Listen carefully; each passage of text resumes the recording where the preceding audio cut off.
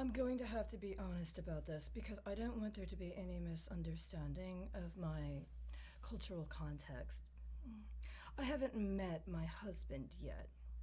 I may have actually met the man that I'm married to, but I didn't meet him as my husband yet. But we're married. Sometimes we swap bodies. See, when you're married, you're allowed to do that. And, well, sometimes we pretend we're other people when we're together. Or rather, we express different parts of our cosmos with each other. I believe everybody has a cosmoverse. You have more than one planet under which you're born. It's not just your sun, or even just your moon. And if you are on good standing with your ancestors, then they'll bless you. And sometimes you express yourself differently. This is one of the reasons I don't really believe in psychiatry. I think it's just somebody trying to monetize somebody else's cosmoverse for themselves rather than getting to know their own, right? So if I express myself with different personalities, even if somebody's tried to crypto commercialize it, that's only one dimension. Sometimes me and my husband, we swap bodies. And there was this night, and he was looking very, very, very attractive to me. And so we swapped bodies. And we didn't do anything too untoward, to be honest with you. All we did was kiss. We didn't even have sex. We just kissed. We were just intimate for a second. But there was all kinds of other things going on. Our scorpion ancestress came by, and she was upset. And she stung me, and it hurt. It hurt very badly. But I wasn't angry at her. I wasn't angry at her. She was doing what she was doing. It didn't bother me. My husband, in my body, he had his own reaction. I didn't know at the time that somebody else had appropriated my cosmos in the way they did. See, nobody's ever admitted this. Nobody's ever admitted that when I was in the hospital, they literally took things like my birth certificate and primary source documents they had access to through the centralization of government records, including people who were in public office and or sought other public office that literally wagered on people who were being forced into some form of medical treatment that they only needed if you gave them the wrong diagnosis. And so they did all this speculation and they claimed different parts of my cosmoverse. And so while me and my husband are having our intimate moment, which by the way did not involve penetration, right? Somebody else apparently thought they were entitled to what was going on in that transmission. The next day, after the events that had happened that evening, there was this declaration on TV. A man who looked a lot like my husband in a certain manner was on television discussing how upset he was about somebody else who looked a lot like I did, right? When I'm masculine. And just so happened both of them were identifying themselves as members of the Republican Party, and both of them were at that time declared as candidates for the office of the president, and it had just corresponded with the time frame during which there was a presidential debate. And so the man who looked like my husband, in whose body I was in, was very angry. He said that the other man who was in my body, who was my husband, had said or done something inappropriate. Now see, this is the first time something like that had ever been confirmed for me. Before, nobody would ever acknowledge, they even understood what was happening, what I saw, what I experienced. It would have been one thing if they would have been reasonable. Perhaps we have common ancestors. And perhaps we just needed to have a discussion where we set some boundaries. But his reaction was very, very strong. And when I was actually in his state later, he didn't win the election, by the way. And I actually went to his office because there was another comparable situation. Well, things didn't go very well. And unfortunately, within a year, both of those men that were attempting to impose themselves upon me and my husband decided that they were going to try to file some lawsuit claiming that some third-party consultant in regards to their election had engaged in some improprieties. That's not what it was. That third party consultant was a front company for a biologics company. A biologics company that, by the way, before either of them ever declared they were running for president, had already done genetic testing and experimentation and had reported to the Securities and Exchange Commission that it had just been granted a patent on a blood protein that it thought might be useful in trying to come up with a vaccine for HIV.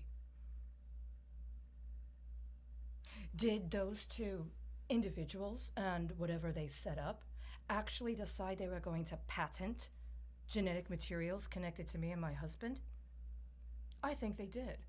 And I think in their arrogance, they just thought that they would bury the record and slander us. And in the course of so doing, attempt to avail themselves of all the benefits they got, not only from us and what we did while they surveilled us in abuse of their public office, but also from our families, based upon the fact that they actually had access to our patented genetic materials. Now, I'm going to be honest with you. It is against my faith to patent anybody's genetic materials. It's completely unacceptable, and I let them know. Apparently, being who I am, I'll just let you know, I don't believe in blood testing as a determinant about family line. I may or may not have people in my history that have certain kinds of past. That's not the point. I may or may not be connected by blood to specific periods in history, specific groups of people with specific kinds of clout at different times. That's not the point. It's what we make in our life. It's how we find each other. It's how we engage with each other in a way that actually shows that we have an intention to honor whatever commitments we've come into this life with and whatever we intend to do with this life.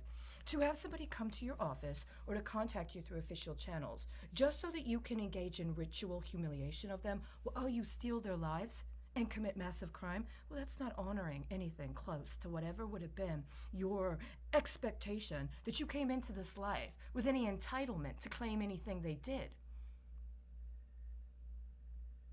I didn't know in 2010, when I went to the hospital in San Francisco, that I was being kidnapped. That's not how I understood it.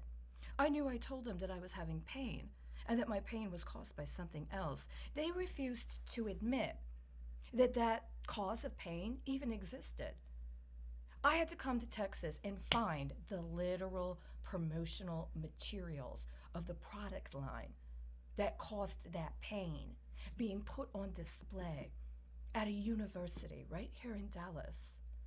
Maybe, I don't know, maybe I do have a blood connection with the Kennedy, and they thought, they'd re-up. It's good stuff, right? But I've never done a genetic test in that regard, and I wouldn't. That's not something I believe in, but somebody else has. Somebody else has, and they think they know.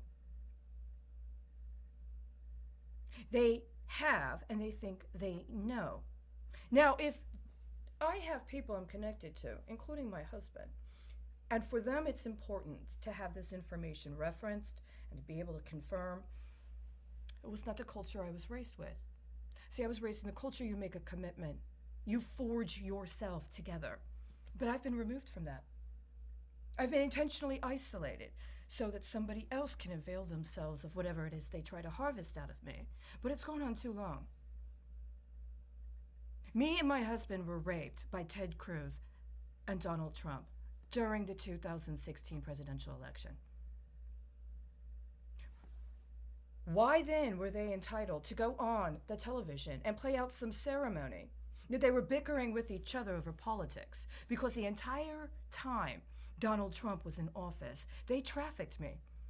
They trafficked me, they stole from me, they slandered me, and they were only allowed to get away with it because before either of them declared their intent to run for president in 2016, other people had done the same thing. And they'd lied about it.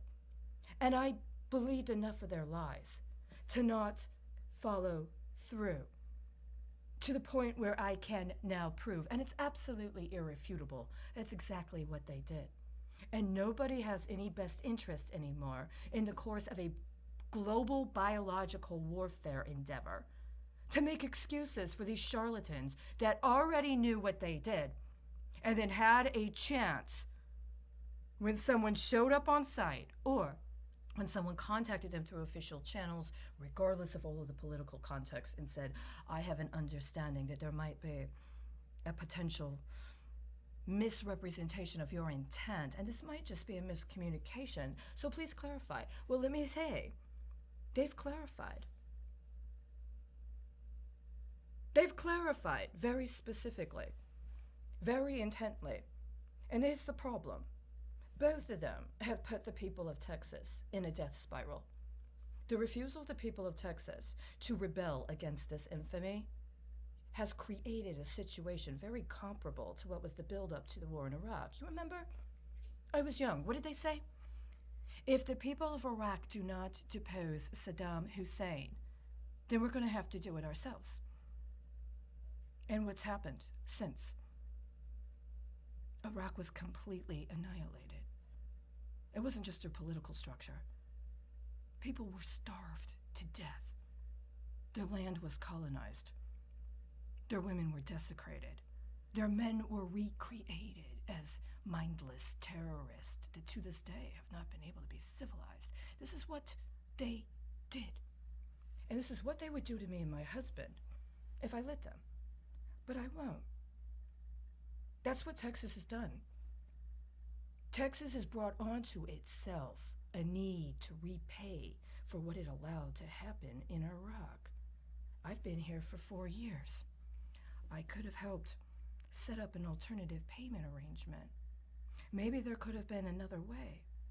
We could have invited allies, maybe like people from my husband's family, maybe like people from my actual blood family, to participate.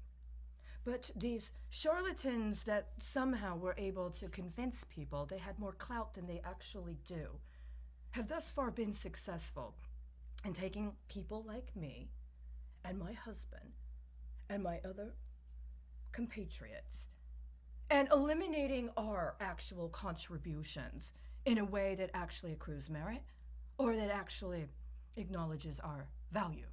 And instead, we're subjected every day to their colonization of every one of our possibilities unless we kick them out. And if we don't, the consequences are severe. The rest of the United States has let Texas do this.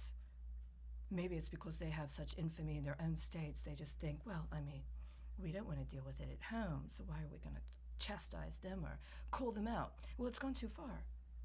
This is how I see it. I'm in the middle of Baghdad, right before the invasion of Kuwait, and I know we deserve. I know we deserve it, because nobody did what they needed to do the right thing here. There was blood. There were massacres. People were hung in public. People were killed in swaths. Massive weapons of war destroyed the landscape. Their ancient buildings completely obliterated. And then they were subjected to a new paradigm of cowboys experimenting with the economy and people's bodies. This is a long-term plan. Texas right here has books in its library still that reveal that they absolutely intended to do that. It wasn't about deposing a tyrant, any more than their chastisement of me and their isolation of me. And what they did to my husband was about anything just or any investigation because we were suspected of something. They really thought they were the master race. They really thought that they were superior to everybody else, and they could engineer everybody else into their slaves. They believed somehow they had some sort of, perhaps sacred, but at least supreme calling, and that they could get away with this. And if they terrorized us enough and gave us no other alternative, we'd either shut up and die, or we'd go along with it at whatever level of pittance they gave us. It's been too long. It's been too long. They crossed the line, and they absolutely refused to even acknowledge there was one. And I know this. See, without my husband, I don't really have a desire to do anything right now. All I've done that could have been for people, I can't get to the people. The people don't see themselves even as people. They've been created as some sort of minion in order to be exploited for these people that are already obsolete. They've brought it upon themselves. They've refused to pay or even acknowledge. They've developed weapons of such heinousness that they really think they can alter consciousness into complete stupidity. I don't believe that, but I believe that we're justified. I believe we're justified in understanding that Texas deserves what it did to others. And it's a horrible reality. They don't want anything else. Ultimately, that must be what it is. There was a rabbi once who said, if you cannot obtain your desire, then get a bigger desire. Whatever they said they wanted, they refuse to take it when it's offered. So what do they really desire? What are they really lusting after?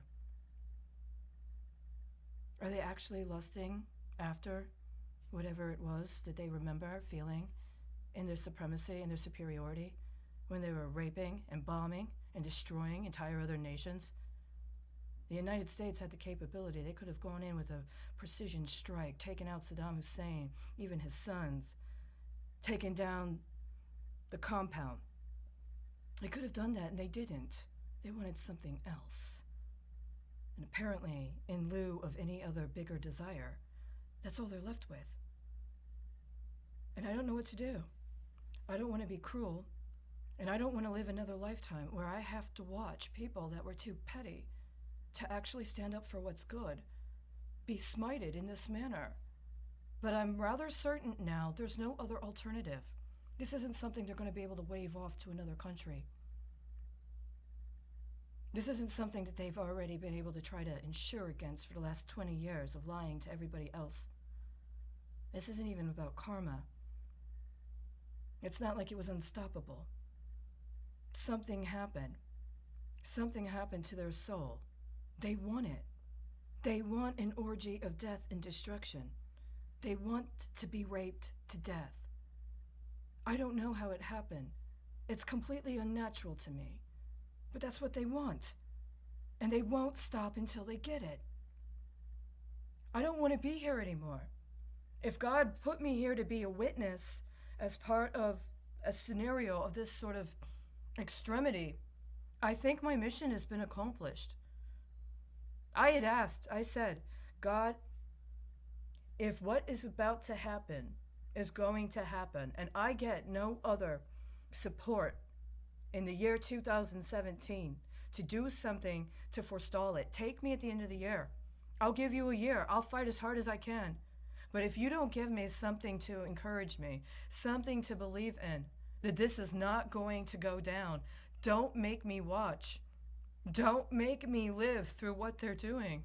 I won't kill myself, and I don't want to be murdered, but I do not want to have to live another life watching this happen. I've lived this before.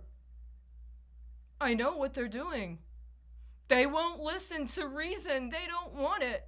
Somehow their soul really wants this, and I don't deserve to have to watch it.